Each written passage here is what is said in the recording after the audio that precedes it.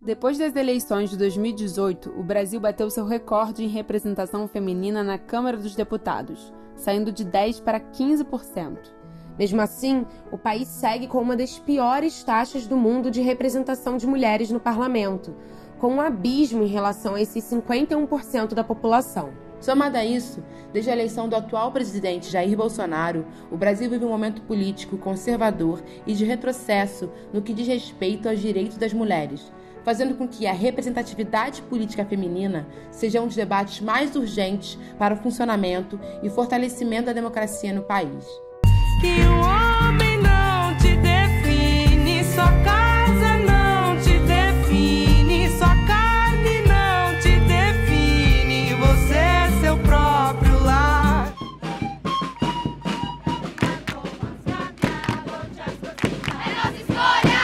O movimento das mulheres nas ruas foi tão grande que o resultado não foi, para mim, não é satisfatório. A gente teve vitórias. Na Câmara Federal, nós elegemos um pouco mais de mulheres. Tem que é a deputada mais jovem, que é a Luísa Canciani, 22 anos. Outro fenômeno de mulheres que foram emergiram é a Tabata, de Amaral, cientista política, que também é muito jovem. Tem também mulheres velhas, experientes, tipo Erondina, que é a deputada mais velha da legislatura, com 83 anos. Meu primeiro mandato foi em 99, foram mandatos seguidos, estou no 6º mandato. E houve, desde a primeira legislatura, que tivemos comissões de reforma política. A Joênia é, para mim, um ícone, porque é a primeira mulher indígena que foi eleita deputada federal. Nós estamos num verdadeiro retrocesso das políticas socioambientais, dos direitos humanos, da proteção da Amazônia.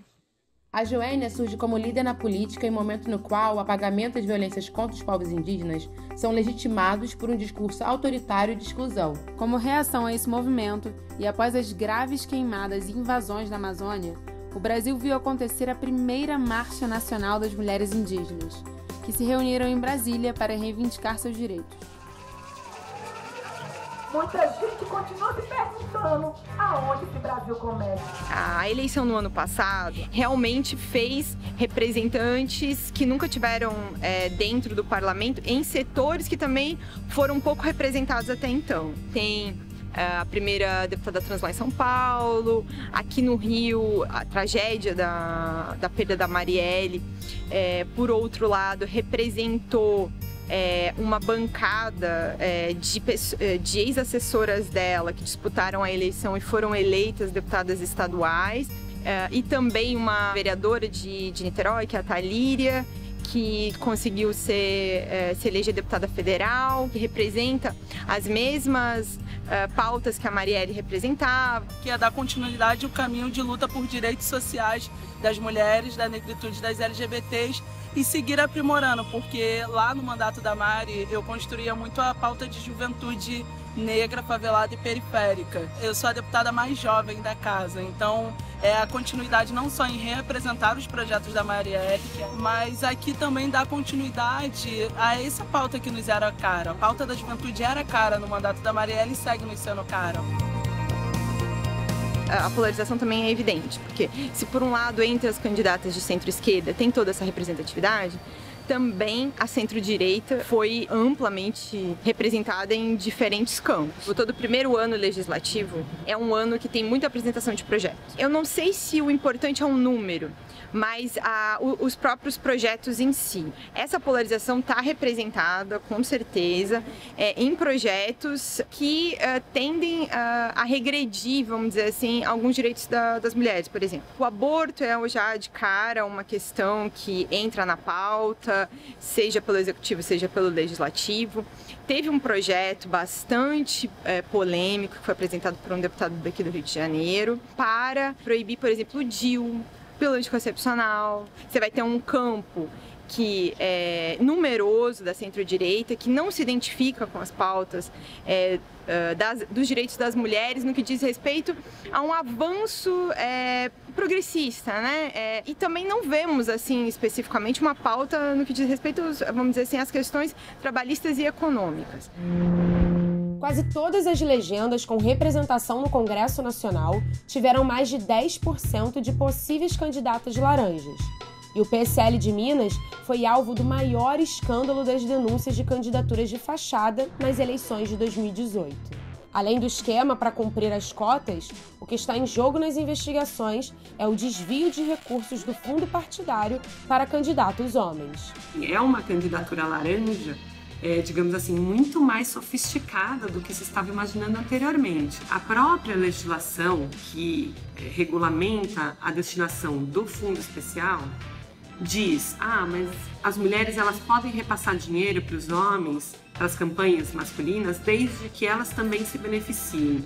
Veja, já existe um subjetivismo muito grande aqui na aplicação dessa legislação, que é o partido repassando dinheiro, depois pedindo para si, ou repassando dinheiro para fingir que ela gastou em um lugar que não existe. É uma fraude eleitoral, porém com o uso das candidaturas femininas.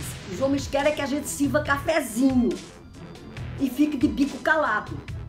Em resposta aos escândalos dessa eleição, parlamentares apresentaram projetos de lei que visavam acabar com as cotas e com o fundo de campanha, além de livrar os partidos de punições caso não cumprissem a cota mínima, o que seria um retrocesso em relação aos direitos das mulheres no Brasil. Essa já é uma política pública afirmativa de reforço dos direitos das mulheres que acontece em mais de 100 países do globo, e a gente não pode ignorar isso, e que tem gerado efeitos muito importantes. Agora, quais seriam as potenciais soluções?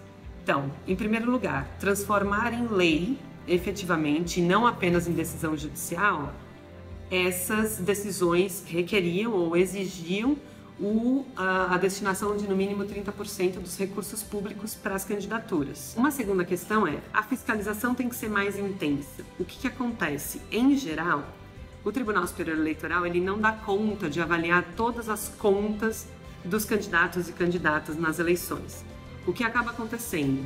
Ele tem tempo e braço para avaliar apenas aquelas que foram eleitas.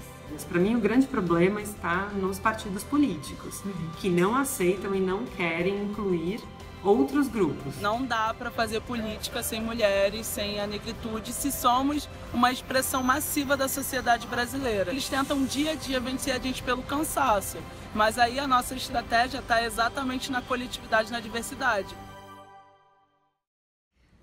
A gente vai ter que se aproximar dos partidos políticos. Não há possibilidade de a gente construir uma democracia feminista sem nós participarmos da política e concorrermos aos cargos eleitorais. A nova geração não pode desanimar, tem que continuar defendendo o que já está conquistado. Não podemos permitir recuos. E a igualdade é bom para todos e todas.